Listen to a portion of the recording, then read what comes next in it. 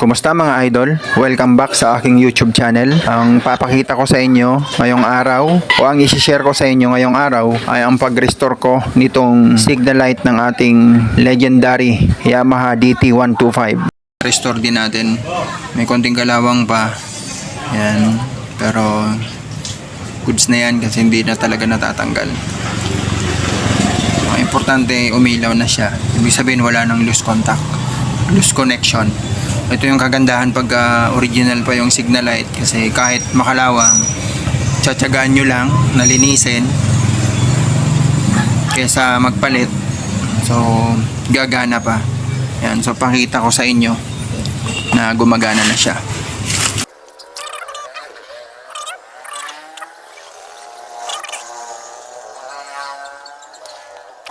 So ito na mga boss, umilaw na siya.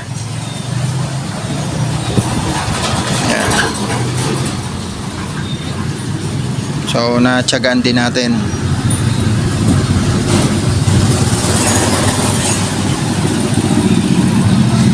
So yung isa naman,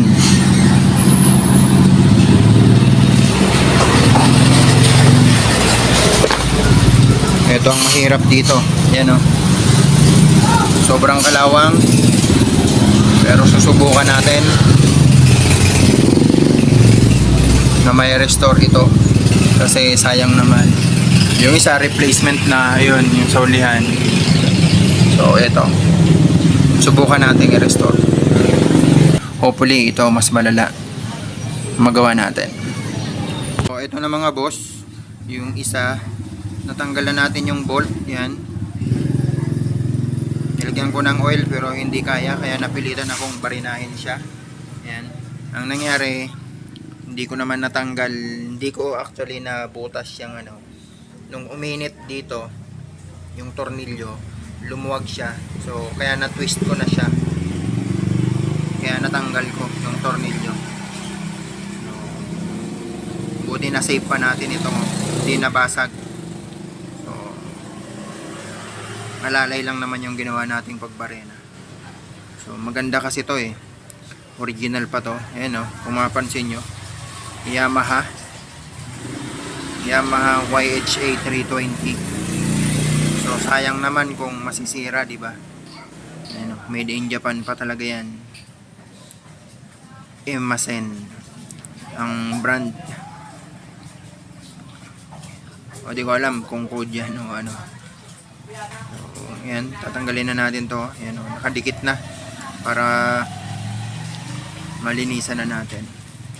So again, wala akong videographer kaya hindi ko mapakita sa inyo step by step. Pero tatanggalin ko na to dito para update tayo mga boss dito sa signal light. Bayan ang itsura. Natanggal ko na yung wire. Pugutin natin para maibalik natin. Mahugot natin tuluyan ito. Itong bracket. Problema nito, sigurado yung spring nito, yan o, na press na, baka putol na. Yun ang hindi natin masisave. So nakapagturo sa akin kasi pinost ko to sa Motorcycle Mechanic Group, Philippine Motorcycle Mechanic Group, may nag-reply. So ibaba daw natin sa suka for 30 minutes. So yun muna ang gagawin natin para makita natin kung anong resulta. Pero tanggalin ko muna itong mga wires. Hindi natin na-save yung socket. Ayan o, naputol nung hinugot natin. Kasi grabe talagang kalawang. Kaya, pero tatry natin ibalik. Kaya pa naman yan. Para mabalik natin yung dating wire. Ayan o. Sayang yung rubber, hindi na natin na-salvage. Linisan ko muna mga idol. Ito na pala yun o. So nahugot na natin yung socket.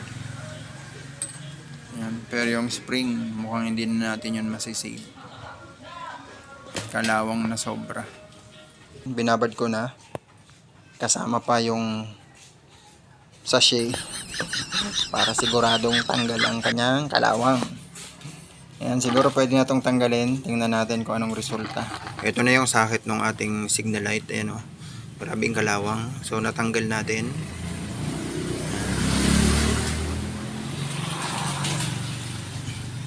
At ito yung kanyang spring.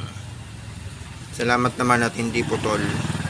So lilinisan natin to ng sandpaper o papel de liha.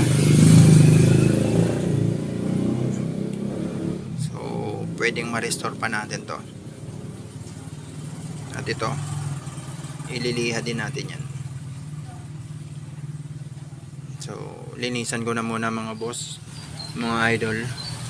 So update ko kayo mga boss. Ito, gamit itong ating Dremel tool. So itong loob niyan para tuluyang matanggal ang kalawang.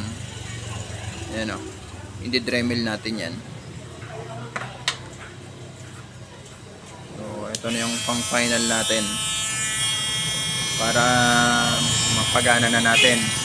Ito yung result ng pagbabad ko pala sa suka. Ayan o, saka konting sander o papel de liha. Medyo natanggal na yung kalawang, pero i-dremel pa din natin kasi mahirap madukot yung sa loob. So ito na yung sinander natin ng ating Dremel tool. So hanggang dito na lang siguro. Hindi na natin matatanggal yan o may babalik sa dati. Pero at least natanggal natin yung kalawang. Kailangan kasi natin tanggalin yung kalawang sa loob. Kasi pag hindi natin natanggal, walang ground yan, mahina ang connection. Ayan o. So natanggal din natin ng konti, pero hindi as in natanggal. Pero lumabas na rin naman yung metal parts. Tapos ito yung spring. So subukan na natin. Hindi man totaling nalinis, pero sana mag-function. Natin lang naman dito yung ground. Kasi kung napansin nyo naman, grabe yung kalawang ng sakit na ito, di ba mga idol? Pero ngayon, at least na-expose na yung metal parts niya. At ngayon, masusubukan na natin mga idol kung gagana. Ayan, gumana siya mga idol. Kaya simbolin na natin to. Ibabalik na natin dito sa housing niya. Balik na natin para may kabit na natin dun sa motor. Yung isa na ikabit ko na, okay na yan. Yan yung unang nilinis natin. Na-salvage natin tong original na Signalite ng ating DT. Legendary DT. Mahal pa naman pati ang mga parts na nito. At mahirap nang maghanap ng original parts. Kaya kung may original kayo na mga parts, subukan nyong i-restore. Huwag nyong palitan. So hanggang dito na lang mga idol. Hanggang sa susunod. God bless and peace out.